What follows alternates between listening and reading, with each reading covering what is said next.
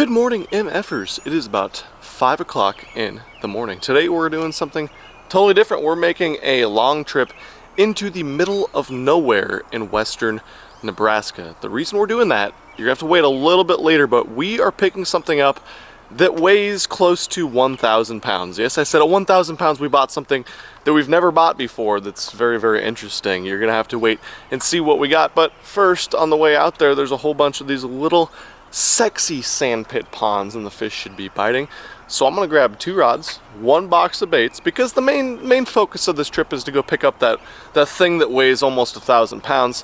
And we're gonna stop at quite a few of these, go fishing, just have 1 box. So it is gonna be a true 1 box challenge. I'm not taking anything more than 1 box of baits. Basically gonna throw everything I've been catching a bunch of fish on lately, and hopefully those are the baits that work. We got some big storms coming in, so it could be the right time to do a little bit of fishing today. Largemouth, I'm gonna stop at one like that at a smallmouth. I'm super stoked. Let's get on the road though. It's gonna be a long drive. Let's go. Okay guys, to the very first lake on our little pond hopping, sand pit, interstate lake hopping adventure today. And as you guys notice, it is a torrential downpour, but that's okay. It's gonna probably let up a little bit in the next half hour or so, so we're gonna wait it out till then. I have fished this lake in the past, and it has some giants in it. It has a lot of fish too, so good numbers in this one. We'll see if the storm affects them too much. Hopefully a topwater bite. It's supposed to stay kind of low light even if the storms do let up a little bit enough so we can go do a little bit of filming. Okay guys, change of plans a little bit. Instead of trying to wait that storm out, which turned out to not last 30 minutes, looked like it was gonna last about 3 hours, we made a little trip further west and now we're gonna hit this lake. I've caught some big ones here in the past, and so why not come hit it from the bag? Let me show you guys real quick what I brought though from my arsenal. I did not bring much tackle today, so I'm really hoping they eat the things that I brought. So we brought some plastic. We got some craws, we got a couple tubes, we got a couple swim baits, we got this slammer. I think I'm gonna tie the slammer on here in a second. Some topwater baits, some swim jigs, a movement, and some ring fries, of course, because that's all I throw anymore. And then 2 rods, of course. We have a braid rod and we have a Texas rig slash swim jig slash do it all rod, and that's all the tackle I brought. Like I said, we got really clean water here, super clean water. Looks like 4 or 5 foot visibility even with these low light conditions. I think I'm gonna tie the slammer on. I caught some on it the other day. Let's see if we can catch some on it right now. Ooh, God, this is a sexy lake. Actually, you know what, change of heart. I have a plopper tied on. We got the right conditions for a plopper. Let's see if they'll eat the plopper before we do anything crazy here.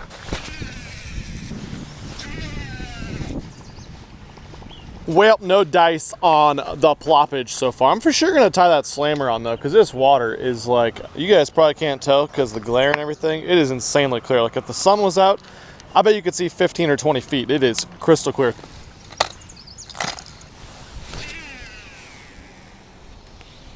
Come get it. Oh, there's one looking at it right now. I think he saw me.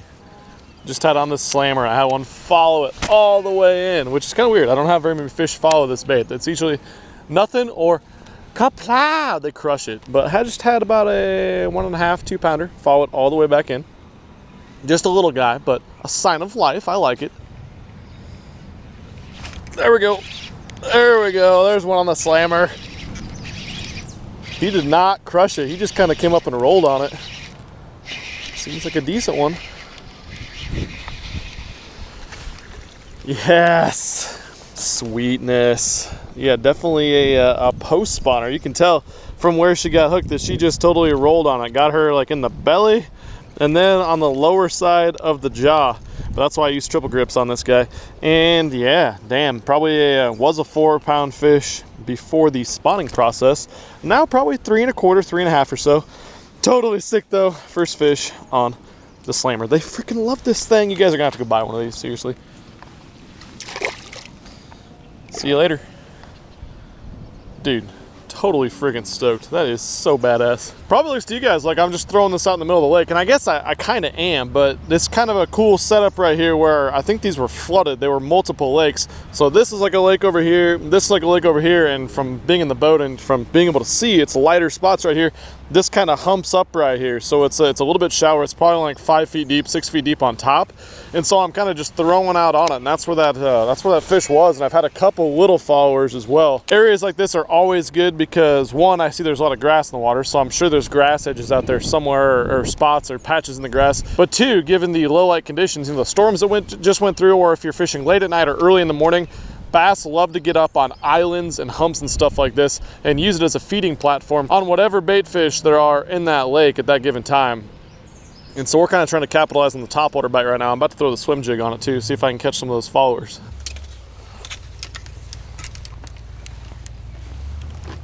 Okay, change of scenery. We switched sides of the lake. Let's see if we can catch another good one. Oh. Come on, come back. Another bite on the slammage.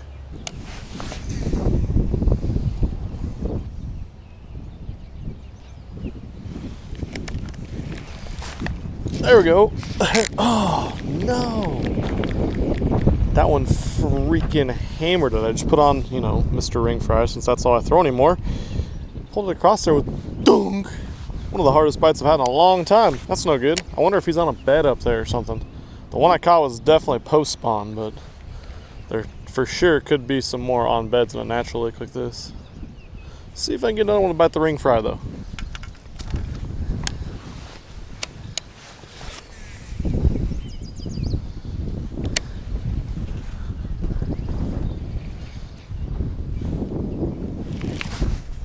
There we go. Oh God, big one. Oh my God. That was so sick. I actually threw from way back there up to the middle because I figured there might be a fish here. I didn't want to spook them. And look at that. Rewarded with a 4-pounder. Like I said, just like the other one, would have been much larger about 2 weeks ago, but this is a post-spawn female on the old ring fry. Look at that. Totally freaking sick. There she goes. Damn, that is why you stay stealthy bank fishing and make a long cast from a ways away. That's exactly what I did there, and was rewarded with the best fish of the day so far. And there's a giant carp right there. Man, that was badass. I love it when it works out, when you do things like that. When you throw from like 100 feet away, way up the bank. I did not think that one was that big when she bit. But I'll take it all day. So fishing right over here, look down and I see a bedfish. So we are going to do a little bit of bed fishing today. I think it might just be a male. I couldn't really tell. Let's find out.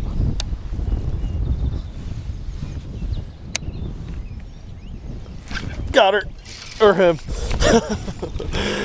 Oh man, I couldn't tell because he was a long ways down there if he was big or not. This might be just one of the two because I thought he was yeah, he's got to be bigger than this. This was the male. I think there was a female there too. All right, we got the male out of there. Let's see if we can get the female now. Okay, great start to the day. Two really solid Nebraska fish. And you guys are probably gonna think I'm crazy, which I might be crazy. This might be a terrible decision, but I'm gonna go head to another lake right now. Not because the fishing sucked here. I probably could have stayed here and caught a couple more quality fish, but this next one has smallmouth in it. I've heard really good things. I've never actually fished it. So why not go try to catch some smallmouth on some different type of baits and fish an entirely new lake. That's what we do, right? Fish it all. That's why I came out that shirt. We go fish everything and anything in our path. So let's get to the next one. Okay, lake number 2. Time to check it out. Make some bait changes to accommodate the small jaws. Looks like a pretty small lake. Definitely not as big as the last one and nowhere even near the same habitats. More of just a straight up plain, ooh, it's kind of gravelly, kind of sandy and gravelly. No wonder there's a lot of smallmouth and good smallmouth population here. Anyways, let's tie some different stuff on and hopefully see some brown fish.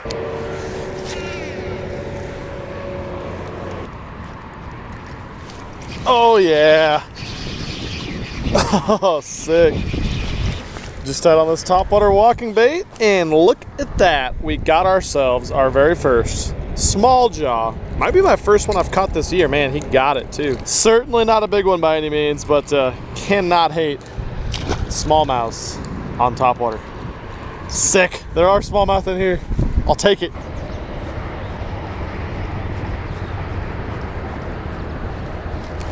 Oh, yes.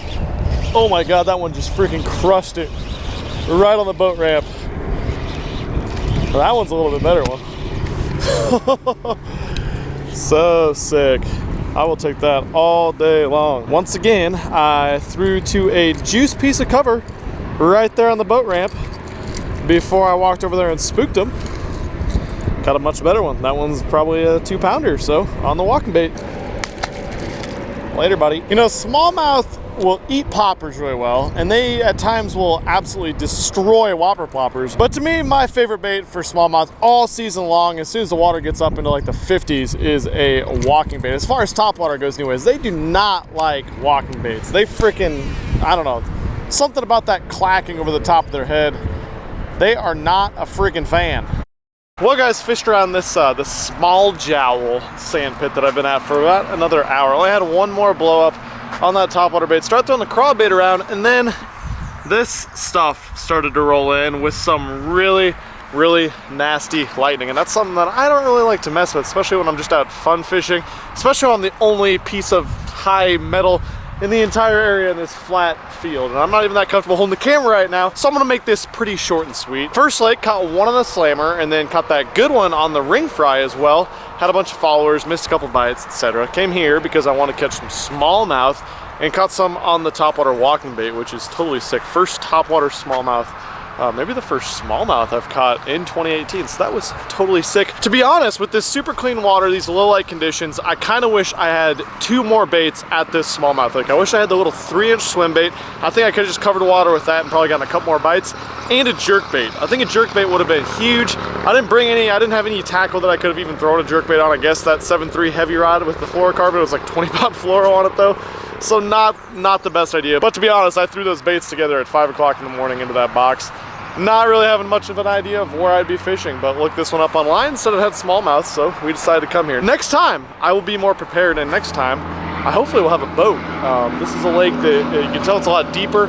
If there was any type of offshore structure in this big, long, plain-looking lake, I guarantee there'd be a bunch of smallmouth, and maybe some better quality smallmouth balled up out there. But we have one more stop, and that is not fishing related, to go pick something up that weighs in the over 1,000 pounds, several thousand pounds potentially. You guys can probably see in the back of the truck there. I'm not going to give you that good a look at it, what we're going to be doing. But let's get on the road. Got about another hour or so to drive. Hopefully these storms aren't too heavy of lightning and rain while I'm trying to drive, but we will catch you there. Woo! A little windy out here. We've officially made it to the middle of nowhere in Nebraska. Like, middle of nowhere. This is a town of a couple hundred people, and we're going in this big brick building to pick up what I said was almost 1,000 pounds. I'm gonna get it loaded up. It's gonna take a minute, so I'm gonna show you guys exactly what that is when we get it all loaded up. It's gonna take multiple people. It's gonna be an interesting time. Whew, that was a lot of work actually. You guys ready to see what we just picked up? It's in there partially. It wouldn't fit. Here is what we just picked up for like 1,000 pounds worth.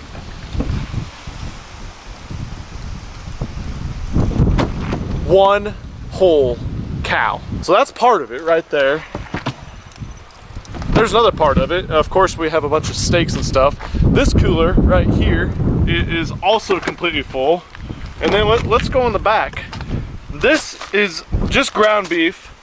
This is all steaks. There's another bag with steaks. There's another extra bag down there that's got some stuff in it. And then we got one more. This cooler right here, also completely full of ground beef. So what we did was, our friend's dad is a farmer and he has these cows. He raises these cows, he's done it forever, and we decided, instead of just going to the grocery store all the time getting beef, now obviously I eat a lot of beef, I eat a lot of cow. We decided we're just gonna buy a whole cow. We're splitting it with one of our friends, so I'm stopping at his house on the way home. And not only is it a better deal to buy in bulk like this, but these days going to the grocery store, it's kind of scary. There's so many freaking documentaries and information out there. I know there's a lot of false information out there, about how unhealthy our food is. So not only is it cheaper to do it this way, but you definitely know where your cattle is coming from this way, and I'm so freaking jacked. I'm so excited to get home and start cooking up some of this cow. But yeah, I drove out here 4 hours in the middle of nowhere in Nebraska to pick this dude up, and I could not be more jacked for that. If you guys do this, if you've purchased, and let me know the experience. This is the first time we've ever done this. If you've had a good experience buying a cow or something, or a bad experience, let me know in the comments down below. I'm pretty jacked for it, obviously, but we need to get back home. It's a long 4-hour drive back home, and maybe do some fish on the way home. Not sure yet, but see how it goes. Oh, back home now, MFers. That turned into a pretty damn long day. Stopped at our friend's house and got the beef dropped off. They got a half cow as well. And then I just got home and loaded up the freezer. That's the freezer. It's literally piled from the bottom to the top with beef. There's like 4 rows of ground beef, perfectly Tetrised in the bottom, and then put a bunch of roast, the brisket. I'm super jacked with the brisket. That's my favorite thing to cook on the grill by far. And then a bunch of steaks, and then we had a bunch of ground beef. We still got a bunch of ground beef in that cooler. I don't know if that's gonna go in the upstairs kitchen freezer or what we're gonna do with that, but man, that's a process. It was 970 pounds of beast in total, so definitely a lot. Hopefully you guys enjoyed this video. A little bit of a picture into my life, you know, besides fishing. And then, of course, some fishing as well. Definitely had a good time doing some bank fishing. Didn't get to fish for a whole lot of time today, but it was totally sick. Caught 4 fish today, I think, and all 4 of them were great fish. You know, the smallmouth weren't the biggest, but love catching smallmouth. We don't have a lot of those around here. It's kind of random. They were stocked in that one little sand pit, but who cannot like a topwater small job bite? Plus, I get home and I got this package waiting for me right here, my tacklefreaks.com order, full of the Babe swim bait. You guys saw me wreck them on the Babe swim bait, that old school secret swim bait of the pros, the BPS swimmer that they remade and made it even better. It catches so many fish. But the problem was I had like 4 of them and caught like 20 bass on them, and you guys know what happens when you catch 20 fish on a swim bait. Mine were pretty chewed up by the end of the day, so I think I got like 50 more, so we're good. We're set for quite a while. But hopefully you guys like this video. Drop a comment down below. Let me know what you thought of the video. Like I said again, if you've had good experiences, if you purchased cattle, I'm getting pretty toasty. We're going to a concert tonight. And then tomorrow I'm going to do some editing in the morning, and then I am heading north 3.5 hours. Me and Zark are fishing a tournament kind of on a whim at a really beautiful big lake with largemouth and smallmouth. It's actually going to be a really big tournament. I think 50 to 100 boats, which is pretty big for around here, only like a 4,000 acre lake. And we haven't really fished a whole lot, and we're not going to pre-fish. So it's going to be a good weekend. Super jacked for that though. Super fun lake to fish. Weather's going to go south big time. Big storms coming through. So you're just going to have to check back in a couple days and see how that tournament went. But thanks so much for watching, guys. Thank you for your time. I appreciate you every single time coming back. I'm out of here. Peace. I'm not sorry. I can't help this love like mine. I'm not sorry. I can't stop with a love like mine. I can't stop with a love like mine. I can't stop with a love like mine.